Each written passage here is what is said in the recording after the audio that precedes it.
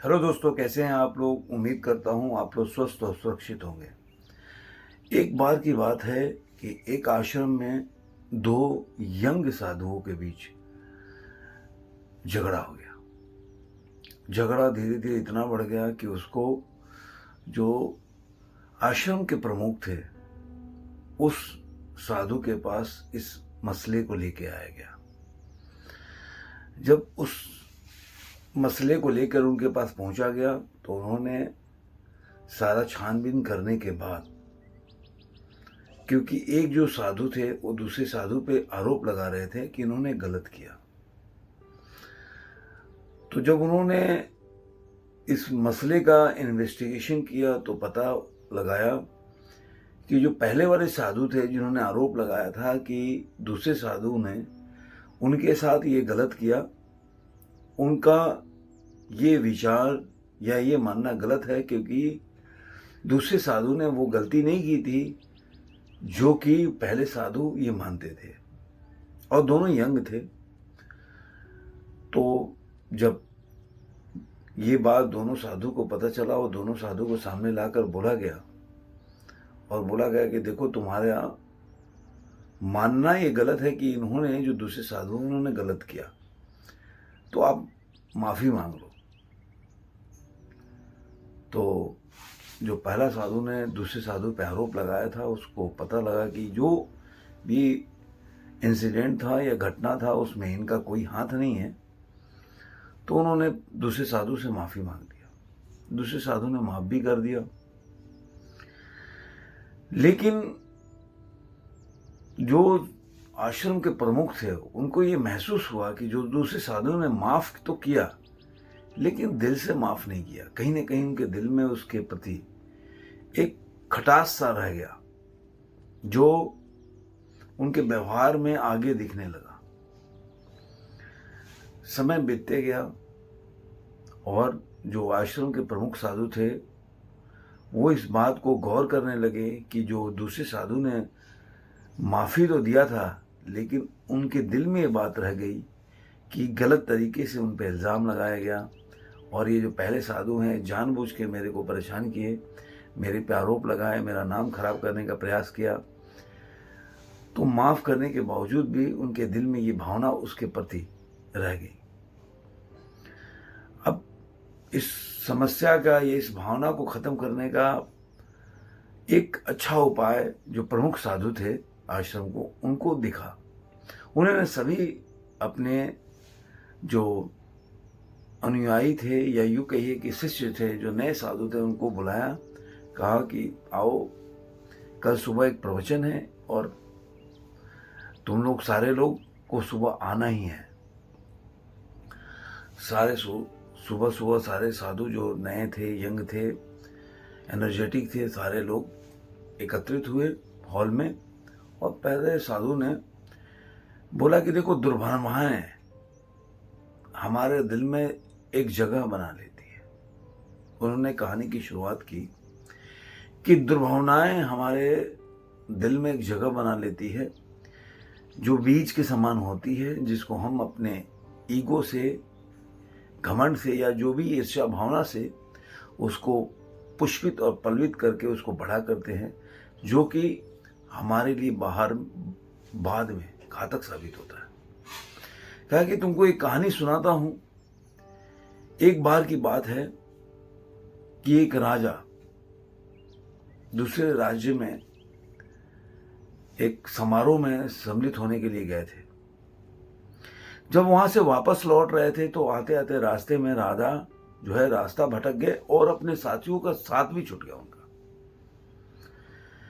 जब साथियों का साथ छूट गया और रास्ता भी भटक गए तो भटकते भटकते पूरे जंगल में पूरा घूमते रहे, लेकिन उनको कोई रास्ता नहीं मिल रहा था कि वहां से निकल पड़े।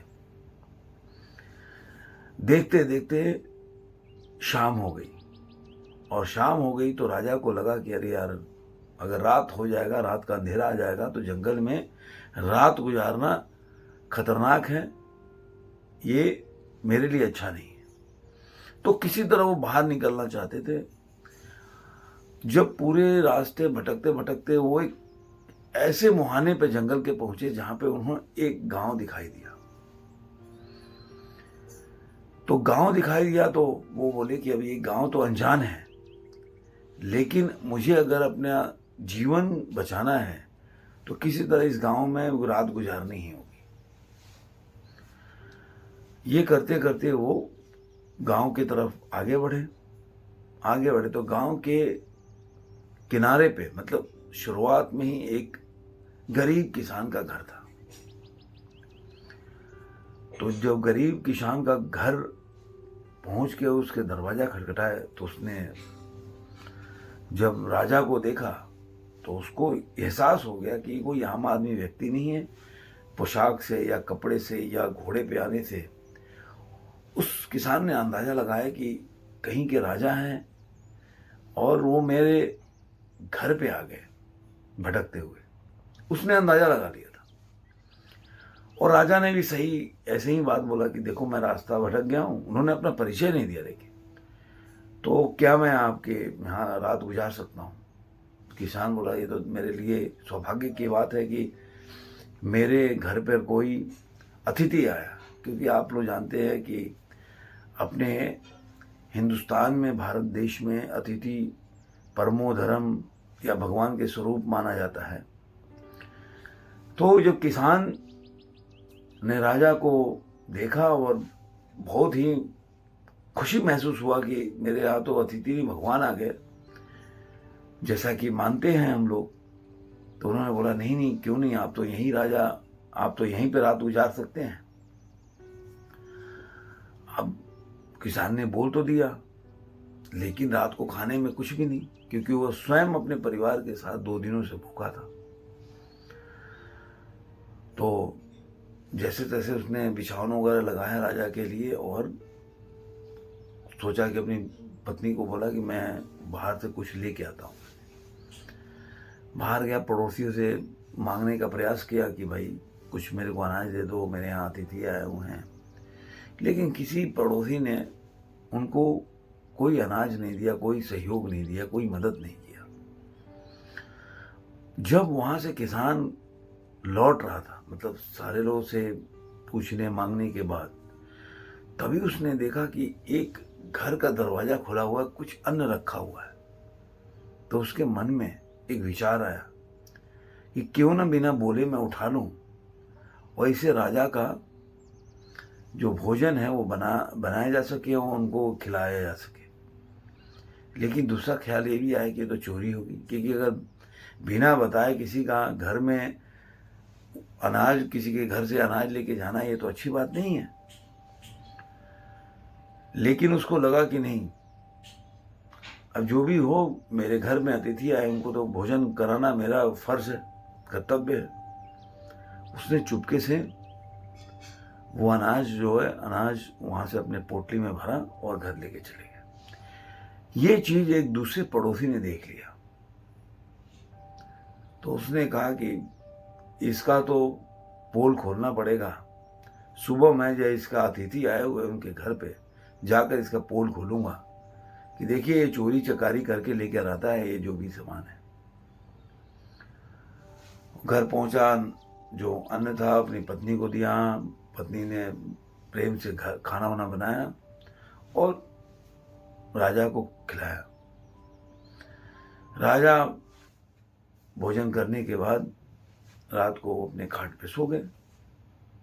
सुबह उठा तो राजा चलने को तैयार हो गए कि भाई अब सुबह हो गया, मैं जा रहा हूँ। उससे जब भी विदा ले रहे थे उस किसान से, तभी वहाँ से उसका पड़ोसी आ गया, बोला कि अरे आपको पता नहीं है, ये तो बहुत बड़ा चोर है और मुझे आप राजा दिख रहे हैं, तो आप न्याय करके जाइए, क्योंकि अक्सर ये चोरी करता है। राजा को बड़ा अचंभा हुआ। वो किसान की तरफ देखकर बोला कि क्या तुमने चोरी किया? तो किसान बोला जी मैं झूठ तो नहीं बोलूँगा राजन, हाँ मैंने चोरी किया है, लेकिन ये पहली बार है, मैंने पहले चोरी नहीं किया, पूछ लो इनसे। तो कहा पहले तो नहीं देखा मैंने इनको, लेकिन रात को मैंने देखा ये चोरी कर रहे थे, किसी के घर से अनाज लेकर आ रहे थे। तो राजा ने फिर किसान से पूछा ये सही बात है? तो कहा हाँ ये तो सही बात है, क्योंकि मैं कल मेरे घर में एक अतिथि आए थे, उनके लिए भोजन लेने के लिए मैं कुछ अन्न लेने गया था, लेकिन मैं उसमें सफलता हासिल नहीं हुआ। तो मेरे को देखा कि एक घर में पड़ा हुआ है कुछ अनाज, तो मैं लेके चला। रास्ते हमें बताते नहीं तो हैं अन्यथा मैं लेके नहीं आता। कि हमें रुकना नहीं चाहिए। उस किसान ने ये भी नहीं बोला कि राजा के लिए, अक्सर बोला मेरे आगे घर में बढ़ते अतिथि है। अब शब्दों का शब्द देखिए। अगर हम किसी की अब बात राजा जो मान है, कर समझ अगर ना रास्ते में रुक गए ये तो भोजन तो जिंदगी मेरे में लिए हम कभी लेकर भी आया। आगे नहीं बढ़ सकते। एक पेड़ और के देखो मेरा नीचे नाम भी नहीं मुर्गी ले रहा है, ने मेरा अंडे दी, उसी रिस्पेक्ट में पेड़ यार, के ऊपर मेरी चील ने इज्जत अंडे में दिए। मेरा नाम भी नहीं ले रहा। चील का अंडा गिर गया राजा और इससे बहुत मुर्गी प्रभावित के अंडों के साथ मिल गया। उन्होंने बोला कि जब देखो अंडे से बच्चे बाहर इसकी कोई गलती नहीं है, इसका सारा चील गलती का का कारण तो मैं जो बच्चा था वो कि ना मुर्गी मैं के इसके बच्चों घर के आता साथ मिलकर और ना इसको स्वभाव तो विवश उनकी करता। तरह व्यवहार करने लगा।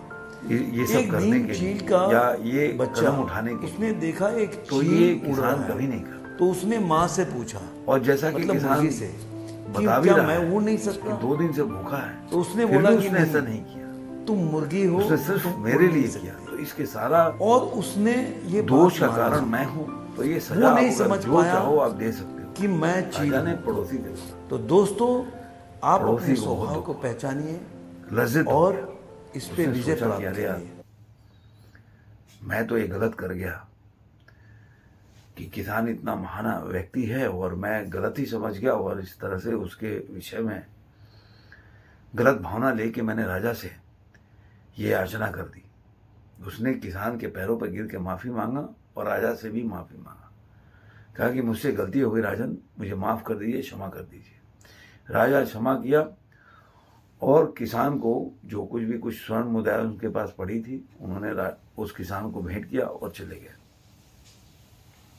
दोस्तों, इस कहानी से क्या मिला? साधु ने अपने शिष्यों से पूछा, और आपको क्या मिला मैं पूछ रहा हूं। क्योंकि वो साधु को ये समझाना था कि देखो, दिल में मैल रखकर या पहले से हम कोई चीज सोच के बैठते ये आदमी गलत ही है, जो प्री जजमेंट होता है हम पहले से निकाल के बैठते, अपने मन में एक धारणा बना लेते हैं, वो गलत होता है। हम बिना कोई चीज को जाने हुए, किसी पूरे जो घटनाएं हैं उसको जाने बगैर, और हम निर्णय कर लेते हैं ये बंदा गलत है या सही है।